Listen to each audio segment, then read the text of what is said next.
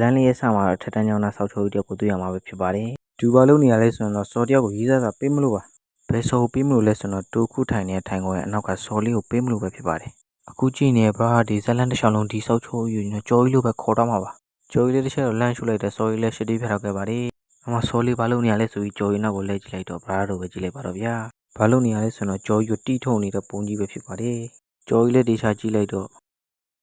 ့ဟာတကယ်ကိုငါပုံယူပါလားဟာ။နောက်နေ့မနေ့မှာတော့ကျော်ကြီးတို့တငယ်ချင်းတယောက်ကလမ်းဖြတ်ကူးနေကြပါတယ်။ဖေးကကျော်ကြီးရဲ့တငယ်ချင်းကိုကျွန်တော်ဖိုးတုတ်လိုပဲခေါ်တော့မှာပါ။ဟာဒီကောင်တလောက်အေးနေအောင်ဖုန်းကြည့်နေပြန်ပြီ။ဖိုးတုတ်လည်းကျော်ကြီးကိုပညာပြဖို့အတွက်ဘေးနားနေုံကောက်လိုက်ကကျော်ကြီးရဲ့အင်ဂျင်နောက်တွေကိုထည့်ပေးလိုက်ပါတယ်။အဲ့ဒါတော့မကျင်တဲ့ဒီပဲဖိုးတုတ်ကအောက်ကနေုံကောက်လိုက်ကကျော်ကြီးရဲ့ဘောင်းတွေကိုထပ်ထည့်ပေးလိုက်ပါတယ်။အမှကျော်ကြီးလည်းဘောင်းမီတဲ့နင်းထည့်ခံလိုက်ရတော့အေးလို့ဆိုပြီးတော့အမြလက်နဲ့နှိုက်ထုတ်ပါတော့တယ်။နိုင်လို့တော့မစုံဘူးဘဲကောင်မလေးနဲ့ဒဲကြီးကိုတွေ့တော့တာပါ။ဟဲ့တော့ဒါဘာတွေလုပ်နေတာပါလဲ။အဲ့လိုနဲ့ကျော်ကြီးလည်းပဲအရှက်တွေကိုဒဗလဲကွဲတော့ပါတော့။နောက်နေ့မနေ့မှာတော့ကျော်ကြီးတို့တငယ်ချင်းတွေအတန်းထဲမှာလက်ရိုက်သန်းဆော့နေကြပါတယ်။လဲသန်းဆော့နေတဲ့အချိန်ရိုက်ကမ်းမဲ့လူကတော့ဖိုးတုတ်ပါကျော်ကြီးကတော့ဖိုးတုတ်ကိုငါရှောင်ပြမယ်ဆိုပြီးလေတိုက်နေတဲ့အချိန်ဒဲကြီးကိုရိုက်မိသွားတာပါအခုရိုက်ကမဲ့သူကတော့ကျော်ကြီးပါကျော်ကြီးကလည်းမှာမနေ့ကဖိုးတုတ်အဆက်ခွဲရတာကြောင့်အားနဲ့ရိုက်လိုက်တဲ့အချိန်မှာတော့ဖိုးတုတ်ကိုမတည်ပဲအရှိကကိုဗလာကြီးကိုရိုက်မိသွားပါတယ်ကိုဗလာကြီးကလည်းဘလူးတာလဲဆိုရင်နောက်လည်းမဲကြီးလိုက်တဲ့အချိန်မှာကျော်ကြီးတို့ငယ်ချင်းတွေကလည်းအိတ်ဆောင်ချောင်းနေကြပါတယ်ကျော်ကြီးထိုင်ကုန်တော့ကစော်လေးကကျော်ကြီးလို့တာဆိုပြီးလက်ညှိုးထိုးရလိုက်တဲ့အချိန်မှာတော့အဲ့လိုနဲ့ကျော်ကြီးလည်းကိုဗလာကြီးကတီးထုတ်တာကိုခံလိုက်ရပါတယ်ဒီလိုနဲ့ပဲကျောင်းအပြန်မှာကျော်ကြီးတို့ငယ်ချင်းတွေကမိုးရလို့ဆိုရင်မိုးခွန်နေကြပါသေးတယ်မိုးကလည်းတော်တော်ကိုရွာနေတာပ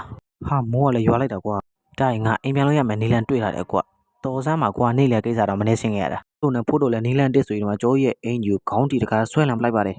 အင်ဂျီကိုဆွဲလန်ပြီးတော့ကျော်ကြီးဘာအမြန်တော့ချိန်ဖင်ုံဖြတ်ချလိုက်ပါသေးတယ်ဖိုးတို့ကျော်ကြီးဖင်ုံရိုက်ပြီးတော့ဟားတိုက်ပြီးထွက်ပြေးတဲ့အချိန်မှာတော့တမမကောင်းကြံကိုထံပြန်ဆိုလိုပဲမိုးရည်ထဲမှာခွေးလဲဝက်လဲကြောင်လဲကြွက်လဲတလိမ့်ဆန်ပေါင်းဆိုလဲနေနေပဲလဲလိုက်ပါတယ်အဲ့လိုနဲ့နောက်နေ့မှာကျော်ကြီးတော့ကြောင်းရထားနဲ့သွားတဲ့အချိန်မှာတော့ကျော်ကြီးလည်းရထားစီနေပြေးကိုလဲကြည့်လိုက်တူခရက်နဲ့ကောင်မလေးကိုတွေ့လိုက်ပါတယ်ရထားစီလာတာကန်ကောင်းတယ်ဆိုပြီးကျော်ကြီးကတူခရက်နဲ့ကောင်မလေးကိုရှယ်ကိုကြည့်နေတာပါ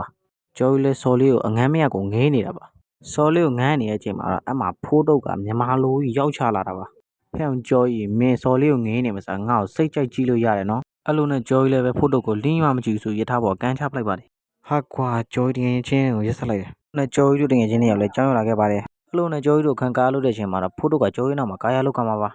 ဖိုးတုတ်လည်းကျော်ကြီးမနေ့ကတို့ရထားပေါ်ကန်ချခဲ့တာကိုမကျင်းလို့ဖင်ဖျက်ချလိုက်ပါတယ်ဖျောင်းဖိုးတုတ်ဒါကားချိန်မှာနော်အဲ့မဲ့လေကျော်ကြီးပြောတာဖိုးတုတ်ကဂိမ်းဆိုင်ပဲနောက်တစ်ချက်ထပ်ရိုက်လိုက်ပါသေးတယ်ကျော်ကြီးကတော့ဖိုးတုတ်ကိုတော်တော်ကြီးကိုတင်းနေပါပြီဒါပေမဲ့နောက်ချက်ထည့်ရိုက်လိုက်တဲ့အချိန်မှာတော့ဟာဟဲ့ဖိုးတုတ်နှခါပေးရမယ်တော့ငါမရဘူးအမကျော်ကြီးလည်းအရှောင်ကောင်းတော့အရှိကကိုဗလာကြီးရဲ့ဖင်ကိုအားနဲ့ပစ်ဆောင်မိလိုက်တာပါကိုဗလာကြီးစာရီကတ်လုပ်နေကျွန်တော်တော့တော်တော်လေးဖင်ချင်းတော့ပါတယ်အဲ့လိုနဲ့ကျော်ကြီးလည်းကားချိန်မှာကိုဗလာကြီးတီးတာခံလိုက်ရပါတယ်ကျော်ကြီးနဲ့ဖိုးတုတ်တို့ဘယ်လောက်ထိစောက်သွဲလုပ်လဲဆိုတာဘာသာတို့မြင်တဲ့အတိုင်းပါပဲအဲ့လိုနဲ့ပဲကားရချိန်ပြီးအတန်းထဲမှာတော့ဖိုးတုတ်တယောက်ကိုကျော်ကြီးကိုလဲကြည့်ပြီးဟဲ့အောင်ကျော်ကြီးငါတော်တော်ချောတယ်မို့လားမင်းတေချာကြည့်လေကွာငါတော်တော်ချောတာပဲအမဖိုးတုတ်ကဘလာပြောနေချင်းကျော်ကြီးကတော့စိတ်ပြက်နေပါပြီဖိုးတုတ်ကလည်းသူချောလာဆိုပြီးစပင်းတွေကပင့်ပြီးတော့မှအာချောင်းနေပါတယ်ကျော်ကြီးကဖိုးတုတ်ကိုဟဲဆိုပြီးတော့မှအချက်ပြနေတော့ဖိုးတုတ်ကလည်းမတီးပဲကျော်ကြီးတို့ဆက်ကြည့်နေဆိုပြီးဖီးတက်နေတာပါကျော်ကြီးလည်းသူ့ဘေးနဲ့အနက်မိုက်ဆရာရောက်နေတာတော့ဖီးလို့ကောင်းနေတော့မှအဲ့လိုနဲ့အတန်းစားတဲ့ငိန်လေးလည်းပြီးလို့သွားခဲ့ပါတယ်ကျော်ကြီးတန်းပြင်ထွက်တဲ့အချိန်မှာတော့သူခရက်ဖင်ကောင်မလေးနဲ့ဒဲကိုတွေ့တာပါကျော်ကြီးလည်းစော်လေးနဲ့ easy ကလေးလုံးနေခဲ့ပါသေးတယ်အဲ့ဒါတည်းမကလေးပဲဆောက်ချိုးကြီးကစော်လေးတည်လာတဲ့ဟာကိုလေးတယ်လေးပါလေးနဲ့ကိုယ်တည်ပြီးမှပဲရှောက်ပြောနေခဲ့တာပါ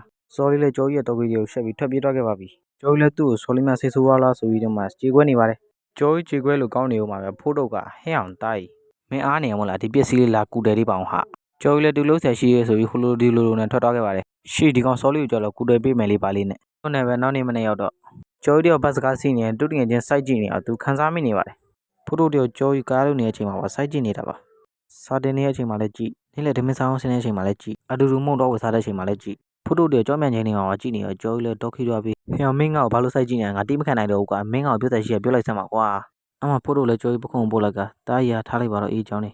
ေလာကျော်ကြီးအင်းသူမြန်အောင်လို့ပြောလိုက်တဲ့အချိန်မှာတော့ကျော်ကြီးတယောက်ချက်တွေတည်တော့ခဲ့ပါတယ်ကျော်ကြီးညိုက်တဲ့ချိန်မှာတော့ဖိုးတုတ်စိုက်ကြည့်တာကိုတွေးနေပြီးတော့အိမ်မရနိုင်ဖြစ်နေခဲ့ပါတယ်ကျွန်တော်နဲ့ဆောက်ချိုးနေအစီအစဉ်ဝိုင်းတော့ပြီးဆုံးသွားခဲ့ပါပြီကျွန်တော်နောက်ထပ်မန်ဂါတွေ anime တွေစတင်အောင်မလို့ကျွန်တော်က Samurai Recap Channel လေးကိုလည်း like subscribe လုပ်ပေးတယ်ပါအောင်အားလုံးပဲ